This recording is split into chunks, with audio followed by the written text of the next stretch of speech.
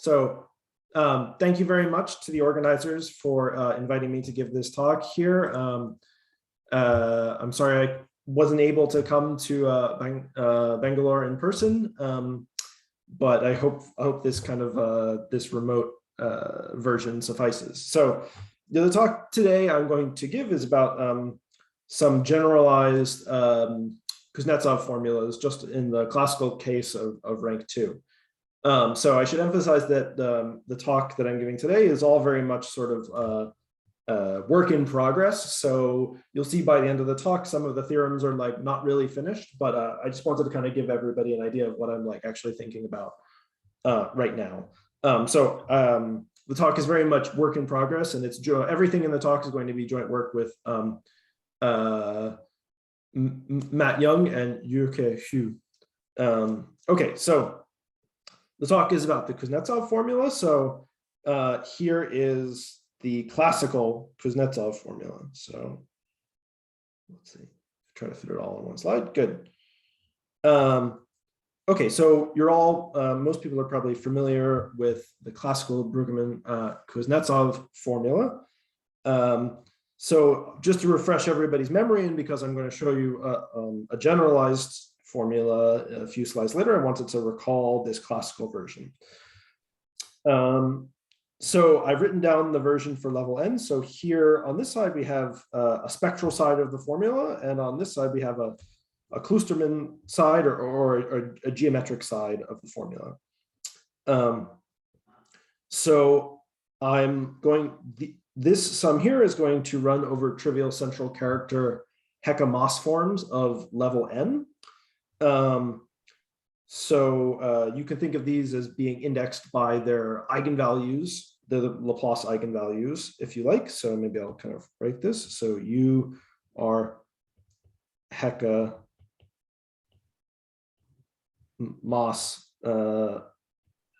forms on gamma naught n, upper half plane mod gamma naught n. Okay, so these values here, these are the Fourier coefficients of these Hecke-Maas forms U. So the nth Fourier coefficient and the nth Fourier coefficient. And we also get to choose a test function in the Bruggeman-Kuznetsov formula. So this test function, you can think of it as a test function on the real line. So we have to all talk about this exact space of test functions that we're allowed to pick from maybe not the next slide, but perhaps the slide after that or the slide after that. So, but for now, you can just think of this here as some function for maybe a real variable t, or in a strip, a horizontal strip in the complex plane, which is rapidly decaying in the horizontal direction. Okay, so this Kuznetsov formula, so here we've got, so you could think of this hyperbolic cosine. So these Fourier coefficients are growing exponentially in the spectral parameter aspect. So maybe I should mention that these Maas forms U are eigenfunctions of the Laplace operator. So if I take Laplace of U, that's going to give me an eigenvalue lambda. Maybe I'll put a subscript U to remember that that eigenvalue is attached to U.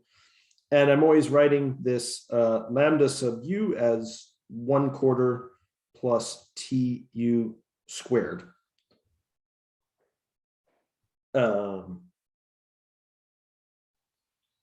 So then these T's here are exactly these spectral parameters that are related to the eigenvalues, the Laplace eigenvalues of U according to this relation. So if you worked in this field before, you're probably used to the idea of the spectral parameters of a Maas form.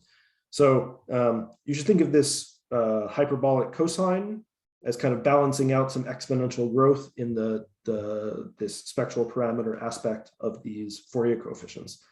So really, if these two quantities balance each other in t aspect, you can really think of this function of this spectral parameter t as picking out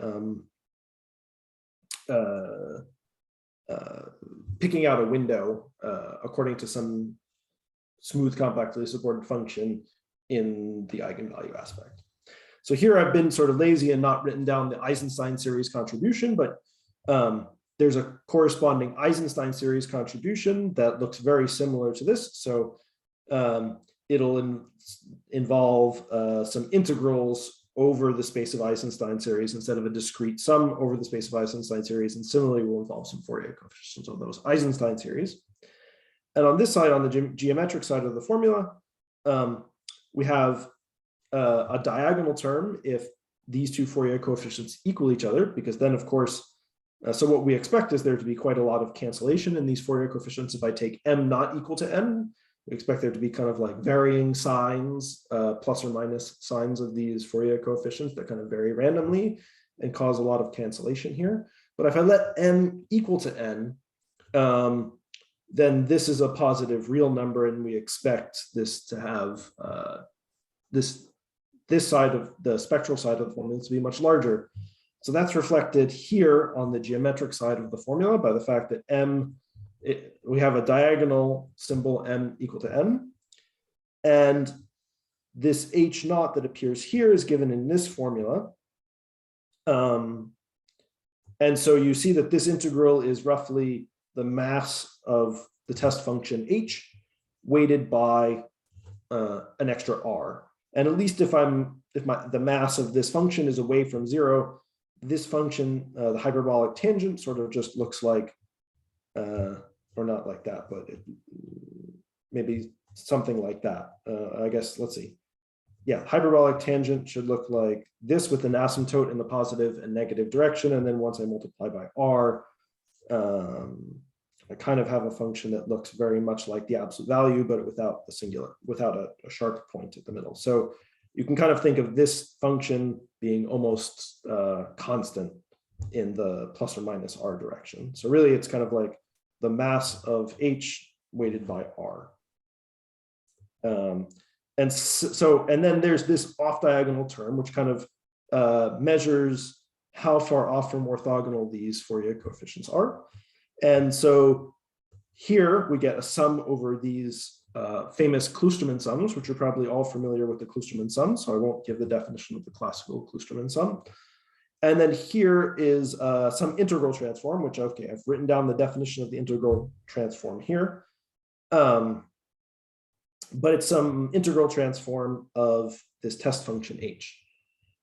Okay, so this Kuznetsov formula, this Bruggeman-Kuznetsov formula, this is really it's really a basic tool in analytic number theory and has been around for I mean, I can't remember exactly what year it was developed by Bruggeman and Kuznetsov, but at least there's this paper by Desiree Ivanic kind of working out the details of this for congruent subgroups gamma naught of Q and arithmetic applications of this that goes at least back 40 years. So this tool, the Kuznetsov formula, is 50 years old, and I imagine it'll be well known to many of you.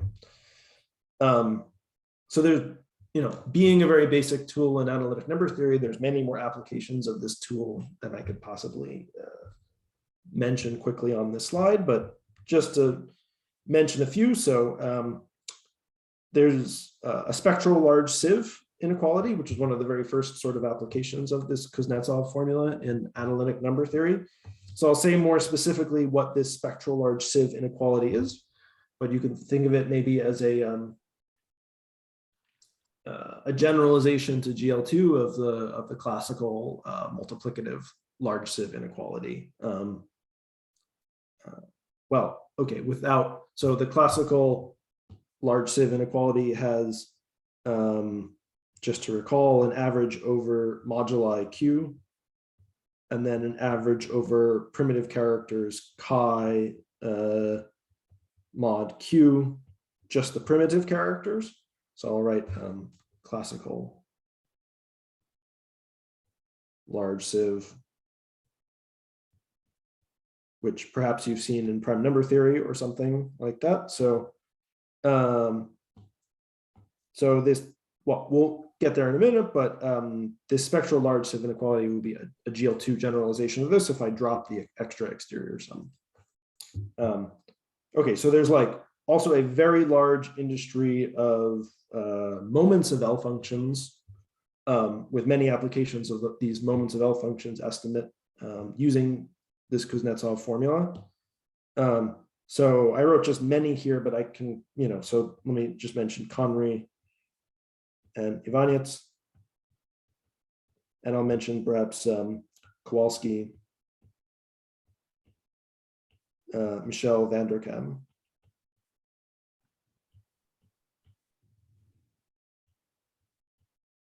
Oh, and of course, Duke Friedlander Ivanets.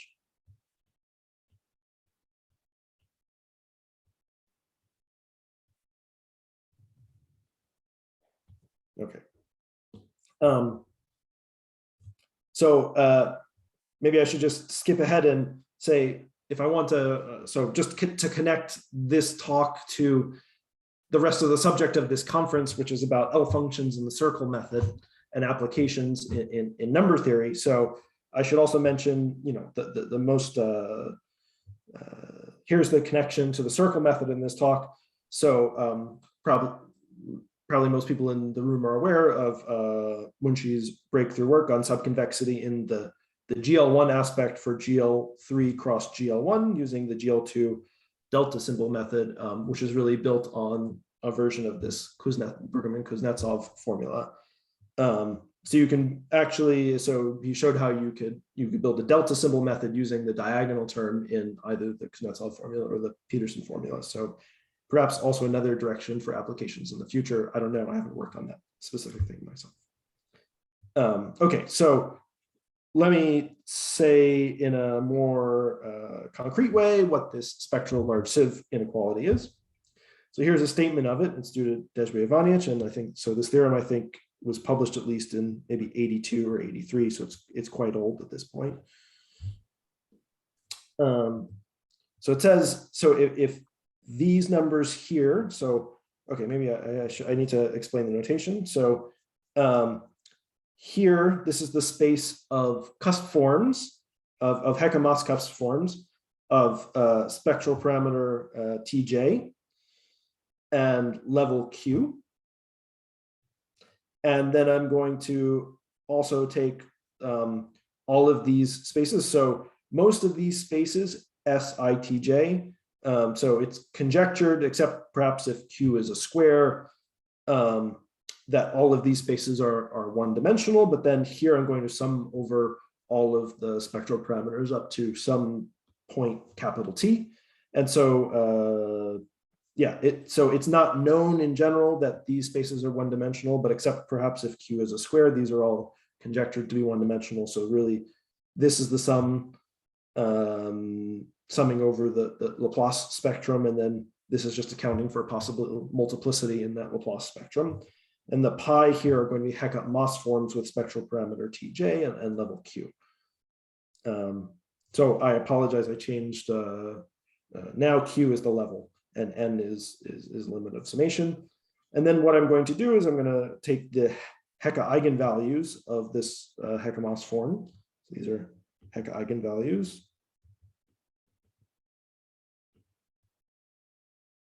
Or if you like, instead of Hecke eigenvalues, you can think of these as the coefficients in the L function the coefficients in the Dirichlet series that defines the L function of pi. Okay, and I'm just going to sum these Hecke eigenvalues up against a totally arbitrary sequence of complex numbers. So I'm going to take this sum, and then basically I'm going to take look at this sum and take sort of an L2 estimate over the family. And so this theorem of Desri-Ivanich says that this is bounded by this sort of term times some L2 mass. So as if you were in Matt Young's talk yesterday in the conference, he probably explained these sorts of large sieve inequalities in great length and talked about optimal large sieve inequalities. So this this function here is the optimal function that we could possibly expect to hold for this sort of large sieve inequality. So this quantity here is the size of this family. It's the asymptotically speaking, it's the number of forms that appear here, and n, of course, is the number of terms in this interior sum. And so the trivial bound would be, this is bounded by the product of these two quantities times this L2 mass, but here we get the sum instead, which is much smaller. So, okay, yeah, so this sort of large sieve inequality is extremely useful kind of soft method in analytic number theory. So often what we can do is we have some kind of problem of estimating some sums, perhaps arising from applying the delta symbol method and the circle method to open some L function and do some estimations. And perhaps we're faced with a situation where we find ourselves having a sum of Kloosterman sums or a sum of Kloosterman fractions that appear in our calculations.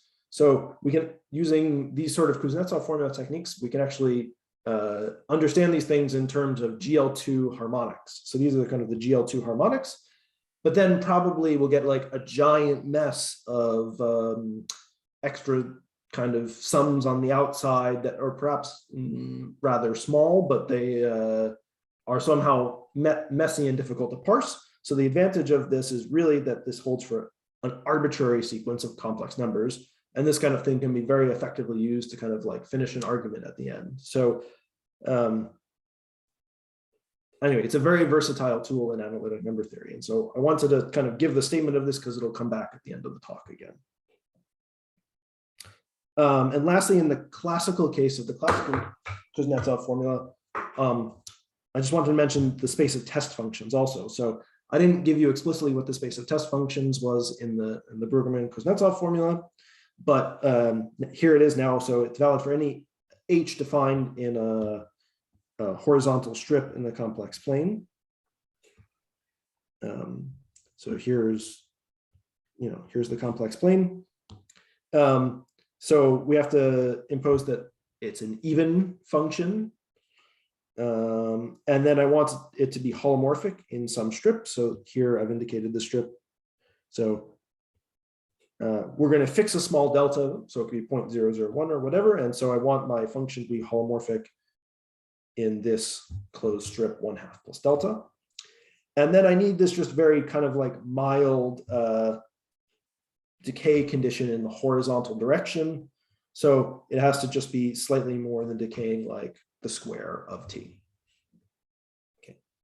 So I should mention that, so two things very quickly. So this transform that I wrote, maybe this direction of the integral transform on the first slide, is a really well understood integral transform. And we have sort of like decades of experience in this integral transform, kind of understanding based on how I, being able to transfer information from the spectral side to the geometric side of the transform and back. And so I think like in this industry, people have a very good, completely, I would say it's almost completely, it maybe the calculations become very intricate, but it's sort of well understood, kind of completely understood how this integral transform goes back and forth to experts. So it kind of just to drop a few words here, that the techniques that go into understanding this are involve Mellin, transform Mellin inversion, and stationary phase sort of methods.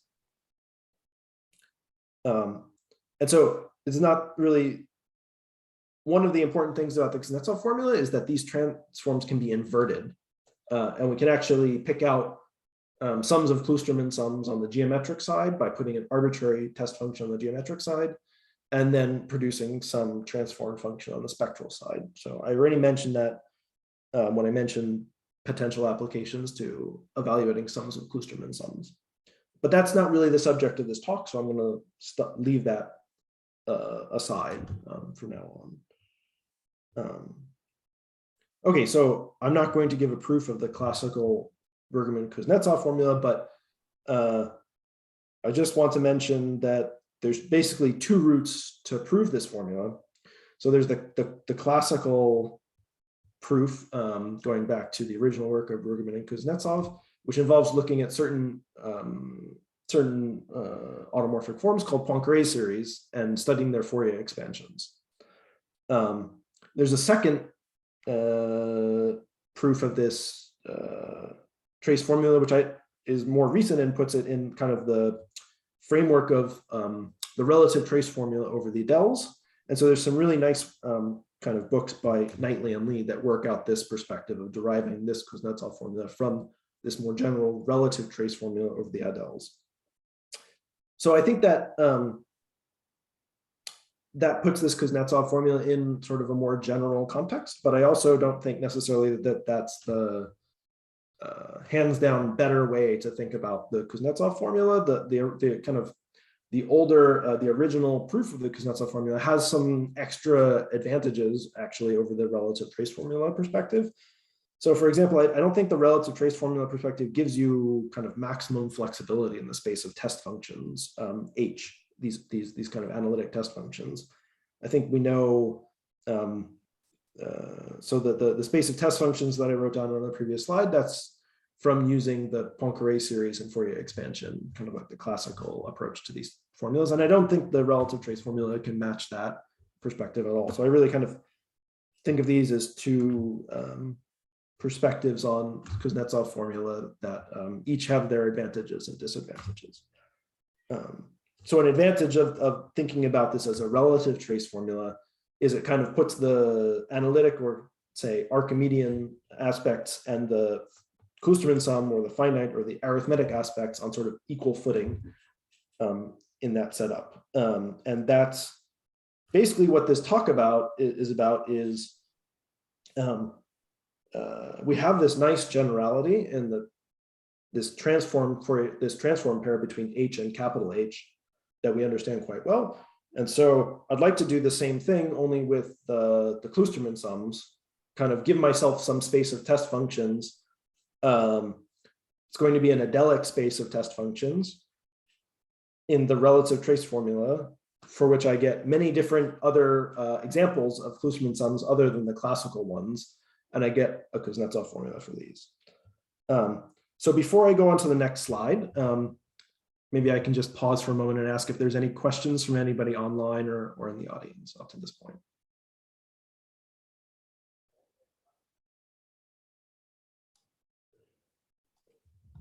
Okay, so yes. I'll go on. Oh, yes, please. Yeah, I want, so your Bruggeman-Kuznetsov formula, you're summing over all Hecke mass cast forms, right? Yes. So that including the old forms. Old forms. Can you isolate the contribution of the new forms? Yeah. So it's possible to do that. Yeah. So here I didn't really mention, but here these you should sum these over an orthonormal basis, and then by choosing the orthonormal basis in a clever way, you can do some inclusion exclusion and produce just the new forms. So there's several different papers giving orthonormal bases which allow us to extract just the new forms. So there's a Matt Young and I's first paper on generalized Peterson formula and the cubic moment has one such example of this where we can sieve for new forms in this sort of formula. I have a paper about traces of Hecke operators in algebra and number theory where I give a different basis. And each of these different bases kind of like have different advantages and disadvantages. So there's multiple choices here. And there's also work of Blomer and Milosevic, which give another basis that's also very useful. So yeah. For any level n, you can do this or special level? Right. So like I said, there's different bases. So if I assume that this m and this n are relatively prime to this capital N, then you can do it for any level. I see. On the other hand, if I don't want to make that assumption that these two parameters are relatively prime to capital N, then I can do it for n square free. Okay, thank you. And so yeah, there's different, yeah, options. Thanks.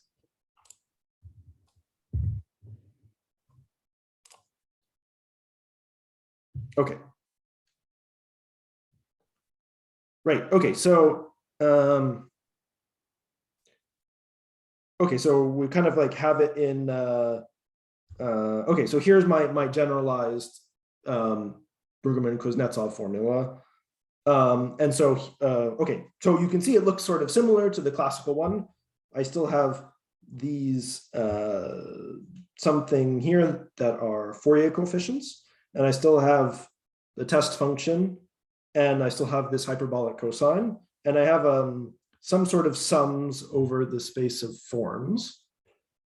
And on the other side, I have, again, a diagonal symbol, and then I have exactly the same Archimedean integral on the diagonal term, but I also have a non-Archimedean or sort of arithmetic contribution now to the diagonal term. And here I have the off-diagonal term, and I have some sort of generalized Kloosterman sums. So on this slide, I've marked in blue sort of the new features, or the features that are different that I need to give you the definitions for or explain better compared to the classical formula. So everything kind of written in black should be very similar, should be familiar from the classical formula, but everything that's written in blue, I'm now about to spend the next several slides explaining exactly what all these things mean. So the first thing that I'm going to explain is these two pieces right here. So first of all, I'm choosing F in some sort of Schwartz space on PGL2 over the adels. So much like the previous talk we just saw, there's going to be, I'm going to use the adels now, but I'm just always going to be working on adels over Q, and hopefully I'll try to explain what this means also in sort of classical terms. And then also there's this number n here, which is a whole number, and I'll explain what that number n is. So I'm just going to focus on what is this space of test functions, and I'll focus on telling you what this n is. Okay, so here's my space of test functions. So this Schwartz space on PGL2A, it's a tensor product of the finite part and the Archimedean part. So this Archimedean part is really just Schwartz space on PGL2R, kind of what you would think Schwartz space on PGL2R is. And that's not really the aspect that I want to focus on. I want to focus on this finite aspect. So here I have C infinity compact support functions. So really here, okay, so, well, I'll explain that in a moment. But perhaps you can think about this space of functions is, I'll take F, which are a function on PGL2R, and then a function on PGL2 of the finite adels. And I can just take a adelic matrix and factor it as a real matrix and a finite adelic matrix, and I have these two functions, and then I just multiply them together. Okay, and then these spaces, this tensor product is just finite linear combinations of these sorts of functions. So like I emphasized already on a previous slide, we already have a very well-developed theory for the for the Archimedean place for the analytic test functions. And so I'm just going to keep everything exactly the same for the Archimedean aspect. And I'm just going to focus on the non-Archimedean, or the kind of like the finite or the arithmetic part of this. So here, I'm just going to make the ground assumption in this talk that this F infinity is going to be supported in the positive determinant of GL2, part of PGL2R. And I'm going to assume it's by SO2 invariant. So it's spherical in the way that Gergely just talked about we saw in the previous talk. And if you just make these two assumptions, you'll retrieve exactly the classical function h and its transform h infinity, exactly as in the classical Kuznetsov formula. So I'm not going to talk more about that because it all just goes through just like the classical picture. So I'm really going to focus on the the finite part of this test function, which is the new aspect of this work. I want to just talk a little bit more about hands-on how you think about this. So this space is actually, these functions are quite simple functions, actually. So you might think, okay, I have some adelic function, and what does it need to be smooth on the adeles or something? It's kind of much more, this is the finite part. It's much kind of simpler than that. So these f's are just locally constant and compact support functions. And actually, if I have a locally constant compact support function on this PGL2 finite adeles, it means that this function, the finite part of my test function, is just a finite linear combination of indicator functions of these sets. So what's Kn here? Kn is just going to be basically the principal congruence subgroup. But instead of picking my matrices from SL2 Z, I'm going to pick them from GL2 Z hat. So the Z hat is the maximal, is like the integers inside this finite adeles. This is the integers inside the finite adeles. But if this is sort of confusing, maybe you just think about, instead of GL2Z, think of it as SL2Z. And this is just the principal congruence subgroup. And so here, gamma is any element of GL2 A finite adeles. And Z here is the center, so the scalar matrices.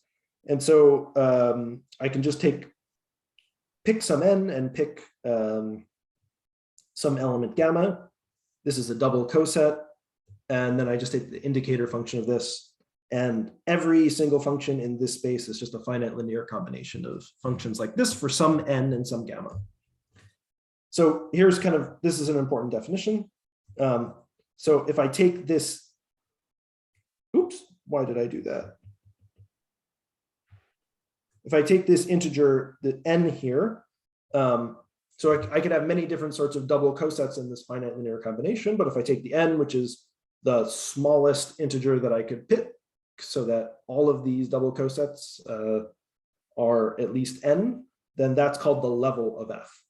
So that explains what this space of functions is, and this n here is the level of f. So instead of before these m and n, which were these Fourier coefficients, they were just in the integers, but now they're integers divided by the level. So that's a different feature than the classical formula. Okay, so what am I going to describe next? So here, previously I had all of the forms of level n, but now what I have is, I call this so 0 means cuspidal, script f means the family. I think of this as the family of forms cut out by f. So a test function on the spectral side is going to cut out a family of automorphic forms. And so that's kind of one of the interesting features of this, is I get much more general families of automorphic forms that I have like a orthogonality relation for through this formula. So next I'm going to describe what I mean by this family associated cut out by f. Any questions? Okay. So here I'm going to do a little bit of representation theory, which is very similar to what Gergely was doing in his talk, which we just saw an hour ago. So I have this L2 space of functions. So I'm looking at functions on this adelic quotient. So again, you can kind of think of this as so Gergely gave us an explanation of what this sort of this picture looks like. So this looks like maybe this spherical bundle on well, okay, I don't want to think about it that way. So what am I saying? You can think about this as like this standard picture of H mod SL to Z, but sort of where there's also maps from other sort of fundamental domains for other congruent subgroups living over it also. So you can maybe think about this space of functions as something like the space that we are considering functions on as like the fundamental domain, or possibly on some other fundamental domain. Maybe it's like a function that lives on some fundamental domain in the upper half plane. It's a way you can think about that. And I'm going to look at L2 functions that are in fact cuspidal. And so if I do right translation, so right regular representations, just right translation, and I can do right translation in this function space. And just in the same way, we're going to define an operator. So from now on, I'm going to abbreviate this space by just L2 cusp. And I'm going to define an operator on this Hilbert space, just as a convolution operator, just as exactly as in Gergelei's talk. So he also mentioned this fact that this operator associated to F commutes with the projection of L2 cusp onto a single cuspidal automorphic constituent of L2 cusp. And so the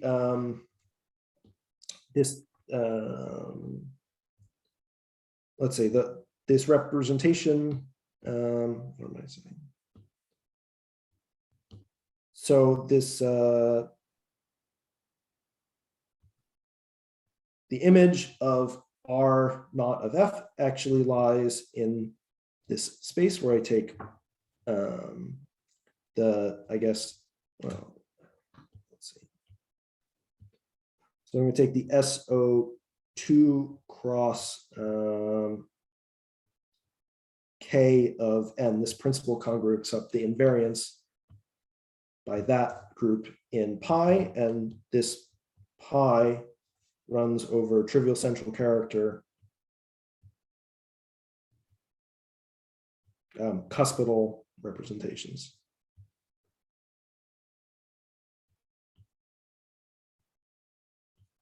Okay, so well, maybe I'll draw the map sort of vertically because I haven't left enough room on my slide, but this is R0 of F, and this is L2 cusp. Okay, so as Gergelei said, many of these spaces here will probably be zero because there'll be no invariance by this group, but okay, so then pi's that show up are exactly the ones that have non-zero invariance. And like I said here, I can restrict this to a single pi that shows up in the space. So I restrict up here to a single pi, and then I just call that restriction by pi f. And so it restricts from this infinite dimensional automorphic representation to this finite dimensional space. So this is actually something much easier to understand. This is finite dimensional. Okay, and in fact, this infinite part is just one dimensional. So this is something pretty easy to understand. And this part that's fixed by the principal congruent subgroup is going to be some generally larger dimension. So this family cutout is exactly the ones where this map here is not the zero map. That's to say they're exactly the constituents that show up here where this piece doesn't turn out to just be the zero vector. So that's what I mean by the family cutout by F. Okay. Okay, so that was pretty general. So let me give you a couple examples. So the classical example is that if I let K0 of n be exactly the same thing as gamma naught of n, but sort of take the finite adelic version, call that K naught of n. And then if I look at the indicator function of this compact subgroup, and I normalize by 1 over the volume of that compact subgroup, and I let that be, that's an example of a test function that I want to study. And this test function is going to be these operators are going to be all 0 unless pi has conductor dividing n. And these maps pi f from the finite part of my representation to the k, so they'll land in the k naught of f fixed vectors. And in fact, this is just the orthogonal projection onto those vectors. So if I plug in this test function to this formula, I get back to exactly the classical Bruggeman-Kuznetsov formula on the first slide. So this is that's the test function that recovers the classical version of the formula. But I also have much more general things that I can do, which make this formula useful in practice. So this is a bit more representation theory, but if I let sigma be a supercuspidal representation of this matrix group, and V naught is going to be the new form associated with that supercuspidal representation. And if I let the FPs be these indicator functions away from P, but at P naught, I take my test function to be this matrix coefficient, then the family cut out by F, so these operators pi of F that are non-zero are exactly those representations that at P naught are isomorphic to the specified supercuspidal representation sigma.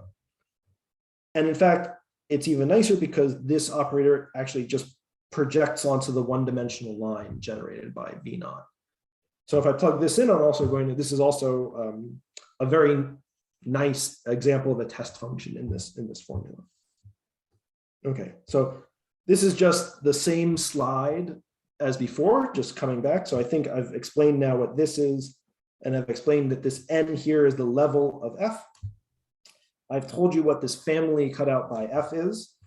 I can quickly, and I've also explained what I mean here. Quickly, this script B of pi is just any orthonormal basis for this finite dimensional vector space. And then the phis run through a basis for this finite dimensional vector space. So here, this pi f of phi is just this operator acting on phi, okay? And then u sub phi is the Heck-Moss form associated to phi, kind of going from the adelic picture back to the classical one.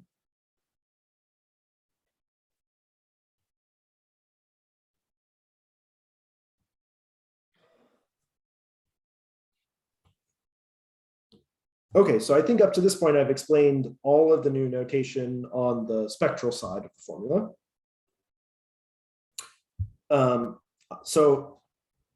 Here also, I won't really go into detail about this new non-Archimedean or finite integral in the diagonal term. Okay, I've explained what f fin is. So it's kind of like a Fourier transform along the unipotent of the finite part. I can say much more about that later, but I'm kind of running short on time, so I'll leave that aside. So next I want to tell you what this y is, because I want to tell you what the set of moduli is, and that's kind of an important part of this. I haven't told you what these geometric assumptions are yet, so I need to tell you next, because that puts a restriction on my test function at the finite places. Okay, so here are my geometric assumptions. And so I guess the theorem is like, I can make the proof of the Kuznetsov formula via the relative trace formula go through and give you something that looks very much like the classical Kuznetsov formula under these three assumptions on the test function at the finite place. So this one is a very kind of very soft assumption. I think most people just assume that's part of the definition of an adelic test function. So I'm just going to assume that they're one at almost at one for almost all p.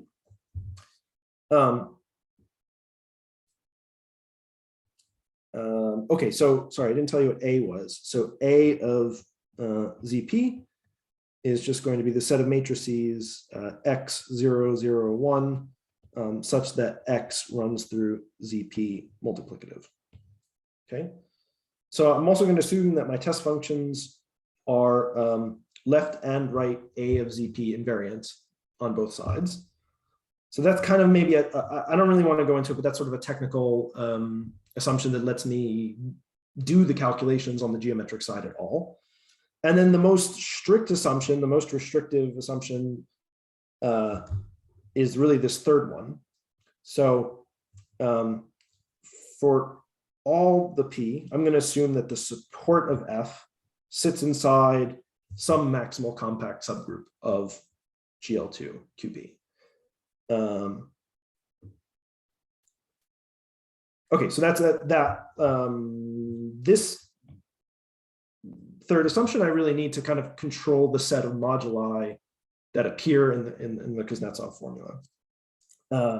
So maybe I should say that one, really, I only use this to say that these F are indicator function of the standard maximal compact at all but finitely many P. So many people just put this in as a hypothesis itself, but one seemed a little easier or lighter to me than this, and it's a consequence anyway of 1 and 3 that this is true. So I just decided to set it up that way. So anyway, 3 is really the most significant of these hypotheses, and I use it to control the set of moduli that appear on the geometric side. So maybe I should emphasize that 3 excludes some important examples. So the example of a Heck operator, it's also like ruling out that I can use F to put in a Heck operator on the spectral side. But I think that's not such a big restriction since that sort of has already been done by other authors. So I want to leave that out. Okay, so but this third hypothesis allows me to get my hand on another kind of parameter associated to my test function F that I'm going to explain now. Okay, so here's a fact, which is that all the maximal compact subgroups of GL2 QP are conjugates of GL2 ZP. So GL2 ZP is the standard maximal compact, but all the other maximal compacts are going to be conjugates of this. And so I'm going to kind of parameterize all the possible different maximal compacts using the Iwasawa decomposition. So using the Iwasawa decomposition of this group, I can say that there exists a matrix B, which, because I'm always pulling out diagonal matrices, I can assume it's 1 in the lower right entry. And I get sort of general entries in Y, Y and X, but I can always arrange so that Y is just a positive rational number.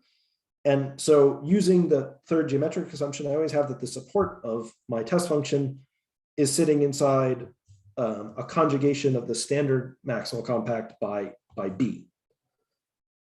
And because I'm going to do the relative trace formula by unipotents on the left and right, this X turns out not to it doesn't really come up in the calculations. It's not really important in the statement of the theorem. It's really Y that kind of plays the pivotal role in controlling the set of moduli. And it's only, so there's some big restrictions on what Y can be, besides the fact that it's just a positive rational. I'm simplifying things just a little bit by saying, but really this is I'm only excluding a small number of things by this assumption. Let's just assume, so that we can understand things, that Y is a whole number, and it's actually, turns out it's always a divisor of the level n of my test function. So I like to talk about the Y associated to an F as a Y controlling the support of F. So there's different ways I can kind of quantify or get like a simple invariant of this test function F. I can talk about its level, which is n. And I can also talk about a Y which controls its support. So the Y sort of parameterize the compact group that these test functions live in. Okay, so here's one more time the statement of the theorem. So now I've told you what the geometric assumptions are, and I've also told you what the Y is that appears in the set of moduli here. Okay, so I think I already said these things out loud, but these are the Fourier coefficients. N is the level, Y controls the support. So those are here and here. And these are some generalized Klusterman sums that I'll talk about next. Okay, so here's literally the definition of what these generalized Klusterman sums are. They have, so the T1 and T2 play exactly the role of the two summation variables in the classical Kuznetsov formula. So I don't expect you to be able to parse this double adelic integral. I'm just going to tell you what the properties of this Kloosterman sum are. So they have many of the same properties that you're used to from classical Kloosterman sums. They look kind of very much the same. So if y is one of these moduli, then as a function of the first two variables, this generalized Kloosterman sum is a function on 1 over n z mod cz, where c is this parameter in both variables. I also have factorizations. So if I factor c as, okay, maybe I'll say s equals, so this is my set of ramified places for f. So these are places where fp is not equal to the indicator function of zkp, where kp is the maximal compact. Okay, so if I'm at there's a set of places where I don't have the standard test function. So I factor my modulus as a part where all the moduli are the standard test function, and a part where all the moduli are some weird test function. And then my Kloosterman sums factor as this classical Kloosterman sum times this generalized Kloosterman sum just at ramified places. So I always have kind of a very familiar factorization of these moduli, just like in classical Kloosterman sums. So here, this part kind of is key in an application that I want to talk about towards the end of at the end of the talk. So just like in the classical Kloosterman sums, if this n here is relatively prime to ramified places, so if n is away from ramified places, then I can take the n from here, and I already know C naught is away from ramified places by definition, and I can take these two and move them into the first component. So that's another property that we expect from the classical Kloosterman sum situation. And so that's exactly what this formula says. I've just taken these two factors and moved them into the first factor. I'm left with one here, and I have this here. So this is really kind of like the key point where I use assumption 2.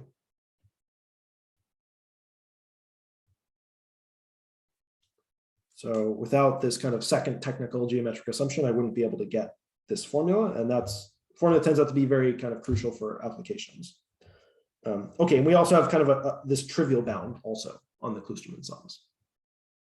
So if I just plug in the classical example on the first slide, or on remember I had some examples. These, if I just use this classical example,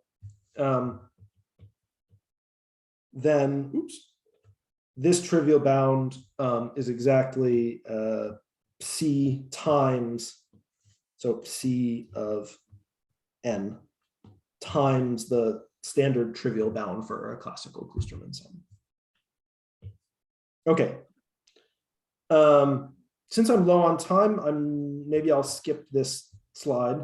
Okay, well, maybe I'll just say very quickly, this yn here in the set of moduli might not be optimal. I can pick several different y for the same test function, perhaps. And I want to be able to like pick this y optimally, because you might have a lot of vanishing in these Kloosterman sums. So basically, I'm going to call CG of f the optimal set of moduli that I can pick in the geometric side of this formula. And just without going into any details, I'll just put a box around this. So I call this optimal set of moduli the geometric conductor of the test function or of the family. And I can also prove that this is a local invariant. So I can compute it one prime at a time, and it factors nicely. Okay, so that kind of completes my explanation of what the theorem statement says.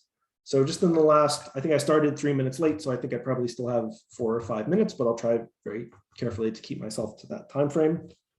I don't, in this sort of like raw formula, version of the formula, I don't have very many applications left yet, and I want to kind of refine the formula a little bit. So for example, like the question that was asked in the room earlier, can I reduce this down to new forms?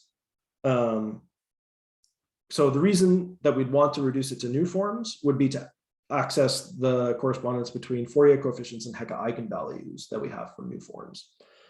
So I want to give some sort of version of that now for this more general formula. And okay, so now this is the part of the talk that gets very sort of like the theorems haven't been, I haven't finished proving theorems and it gets quite sketchy now. So I'm now going to make a bunch more like wild assumptions that are like very restrictive, but in key examples, I kind of can prove these assumptions in all the kind of key examples that I want. So I'm going to, this isn't yet so wild, but I'm going to assume that this operator is a self-adjoint operator. And that means that I can choose the basis to be an eigenbasis for these operators. And that means that these Fourier coefficients, where I have u sub pi f of my vector. Okay, since this is now an eigenvector for this operator, I can pull it out as an eigenvalue. So then my formula here, this doesn't look so weird. If I assume that I have an eigenbasis here, I can just pull out an eigenvalue and erase that part and just keep phi here. And I'm also going to assume, so, okay, this assumption here is exactly the answer sort of to the question that was raised earlier. I can assume in specific cases, like in the 2 examples I mentioned earlier on the slide, using one of these special choices for an orthonormal basis, that on the spectral side, these Fourier coefficients reduce to Hecke eigenvalues.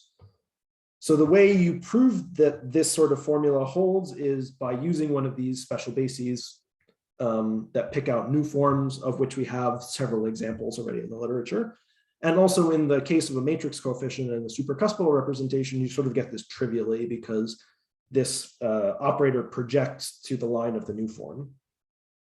So this is like kind of a crazy hypothesis to write down, but we know it holds in sort of a few key examples that we care about.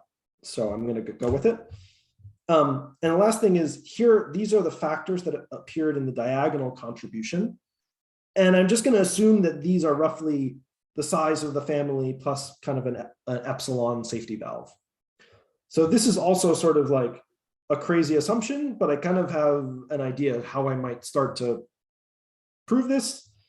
I kind of have an idea involving assuming these operators are self-adjoint, and if they project onto the line of the new form, then maybe I can use some sort of explicit formulas for these matrix coefficients to show this sort of formula.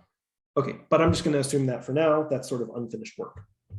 The result of all those wild assumptions is I get a formula like this. So on the spectral side, I really have a sum over the family.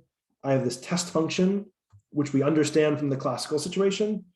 I have some weights that don't vary very much from the previous slide, but now I have Hecke eigenvalues here instead of Fourier coefficients. And on the spectral side, here I have exactly the same sum, only I've chosen the optimal set of moduli instead of using y as a lower bound for the set of moduli. And here I have like the size of the family on the diagonal contribution. Okay. So finally, just to finish off the talk,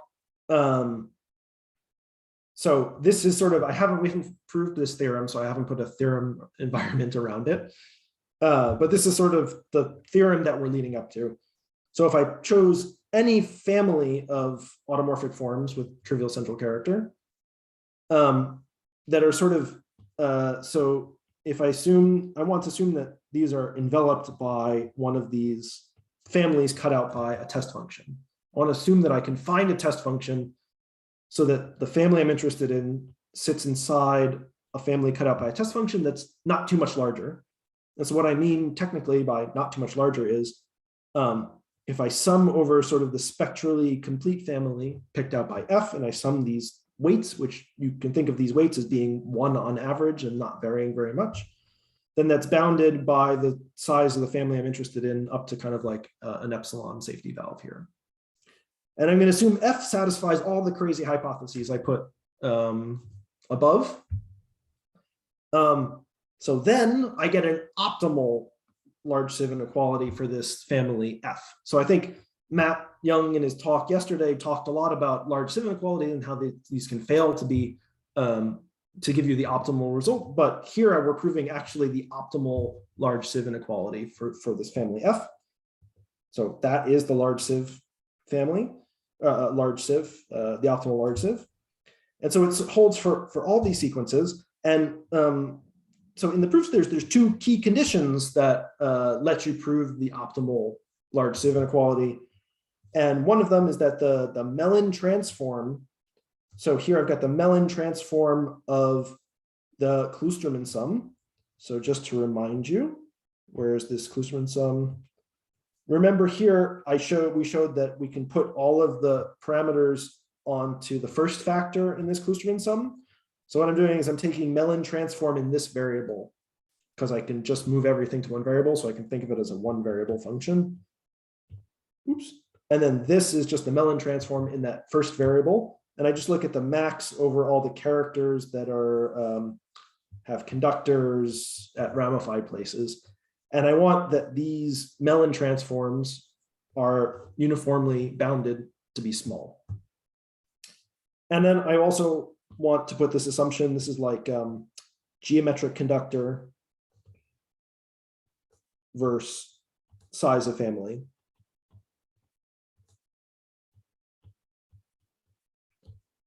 So if the geometric conductors are bounded below by the size of the family, oops, up to an epsilon safety valve, then these kind of are the 2 key conditions on the family that allow us to prove an optimal large sieve inequality. So that's the kind of main application of these generalized formulas that I had in mind. So thank you for paying attention, and I'll stop here and take questions.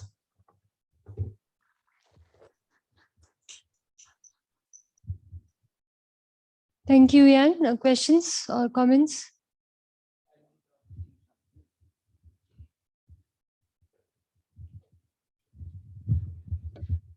Yeah, can you go back to the definition of K as that integral of F in cross F in? There it is. Yeah, this one. And then you later gave a factorization. Is it Yes. for that reason you chose F in to be a product? The linear span of such functions. I know they are dense in the tensor product. Yeah. So I definitely, I didn't mention that as explicitly as a hypothesis, but I'm certainly assuming that F fin is a pure tensor. Yeah. Okay. That's an assumption that I should have mentioned earlier in the talk. I'm sorry I didn't mention it, but yes, I definitely assume it's a pure tensor. So I think that assumption I've used it everywhere. I don't think it was just for this. I think I kind of can't get any of the machinery off the ground unless I assume my test function's a pure tensor. So yeah, so your integrals are just Fourier transforms, right? Basically.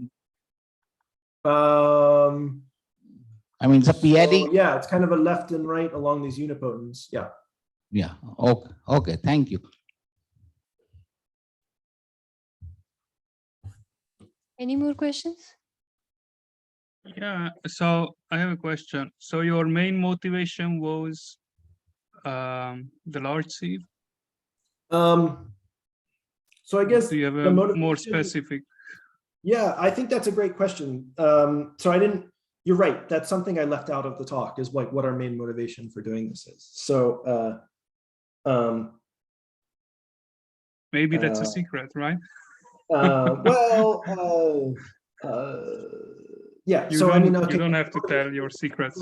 These large sieve inequalities for specified supercuspidal families and some other families, kind of maybe approximations to these, improving a couple other results that we're leading up to down the line. So these are like, maybe I can say quickly what these are, but these are kind of like more further in the future than the results that I talked about today.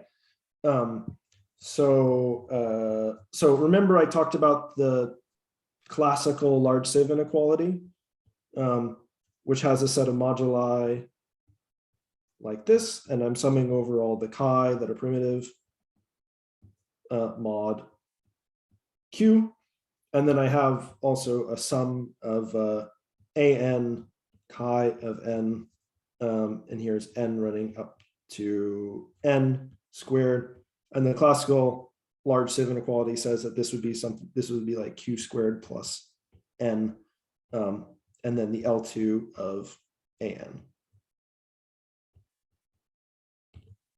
Okay, so, and then I also mentioned that Desiree Ivanic had proven something like this, where you have the u's that are spectral parameter Tj for size q, and then the spectral parameters Tj run up to capital T, and they have, so this is Desiree Ivanic, and then this is classical.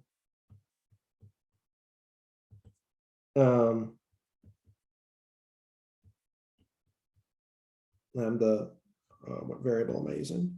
U, lambda u of n squared, and they get something like t squared q plus n, maybe with a t q n to the epsilon, and then I'll just write the norm of a like this, or I'll write on the norm of a.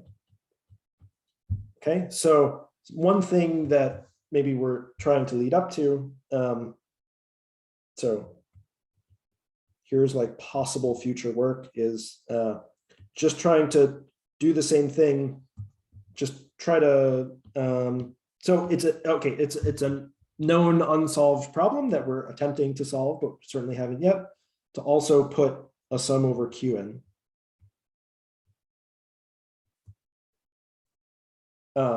Which would change this to a Q squared. So if you put that in, okay, so there's two regimes, and if you open this square and start computing, you start getting like Rankin-Selberg L functions of U1 and U2.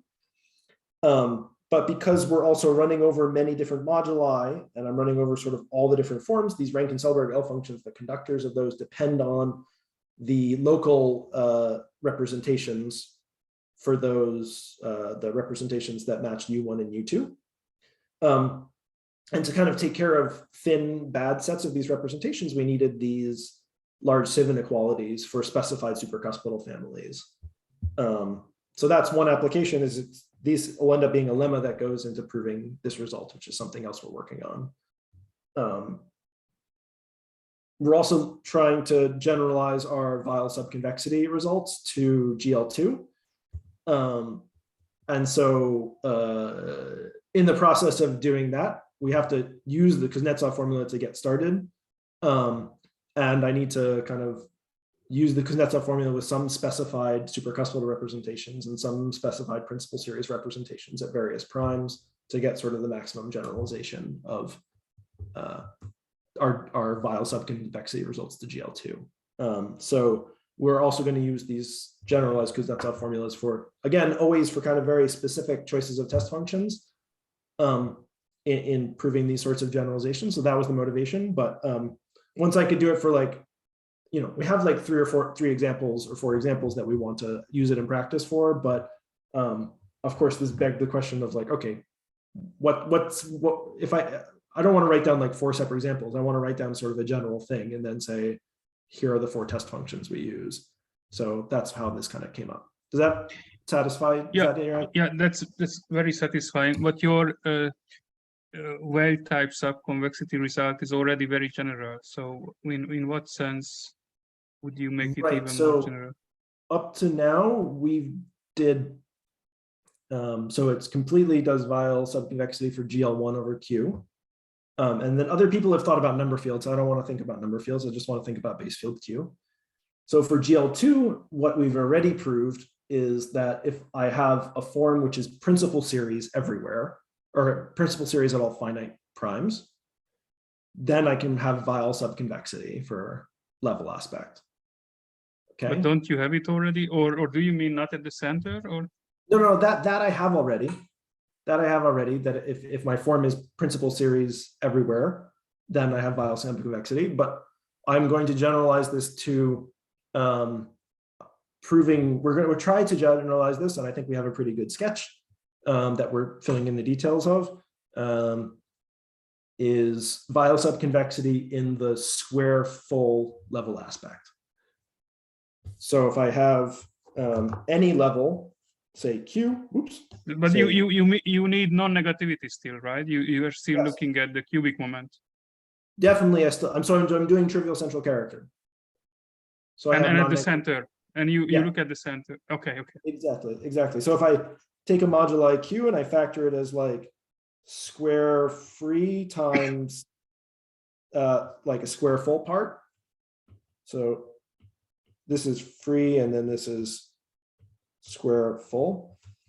Then I think the maximal generalization that we're trying to prove is that here I'll have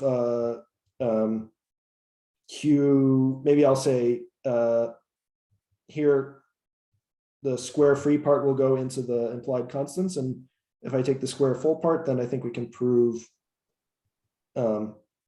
this, if the conductor of pi is equal to Q. So the goal, so maybe I'll write just goal, and I'll just say we have a sketch of this, but we kind of found so many interesting problems on the way towards working to this goal that we've decided to kind of solve the problems in the correct order instead of just take the shortest path to prove this. So it's kind of taking us some time. So the results we've already proved are a subset of this. This is a generalization of those. So if I want to do all square full, I have to cover principal series, supercuspitals, and sort of the 4 different special representations, the 2 that have conductor Q squared or P squared instead of P. So you want to avoid Steinberg explicitly? I can't deal with Steinberg at all. So I just, I see. the techniques completely break down for Steinberg, and we don't have any hope of doing it for Steinberg. And that's the reason you look at square full? Sorry, yes. That's the reason you restrict the square full part? Exactly. So besides the case of Steinberg and its unramified quadratic twist, those are the only 2 cases that we can't handle. But for the ramified quadratic twists of Steinberg, and for supercuspidal and for principal series, we should be able to get Weyl subconvexity in general for PGL2. So maybe I'm not claiming we've proved this, but I'm just saying that we have a sketch and we're working. It's interesting because in other situations, it is exactly the square full part that screws you. So yeah, so here, you know what I mean? You know what I mean, right? Sometimes the square free part is the easy part. Sometimes the square free part is the easy part, but in this case, sort of like level P is going to be the only thing that we can't get Weyl subconvexity for, if everything works out the way we expect. Yeah, so like in the subnorm problem, it is the square full part that makes the problem very subtle. Okay. Yeah. So, okay, well, this is very like, I'm certainly not going to say we've like proved this theorem, but. So the reason is for, say, square free level, you have many Atkin linear operators. Right. And you have much fewer Atkin linear operators. So for square free level, it's like, yeah, you have few cusps and they are kind of joined by the Atkin linear operators. Yeah. And for square level, that's not available. Right. Yeah. Yeah. So the reason here is just by the classification of representations, I just can't handle Steinberg or its unramified quadratic test. And everything else, I think we can do Weyl subconvexity for. Anyway, it was very interesting. Thank you. So these are kind of some technical things leading up to these 2 results that we're trying to prove. Do we have any other questions? If Not, let's thank the speaker again. Thank you.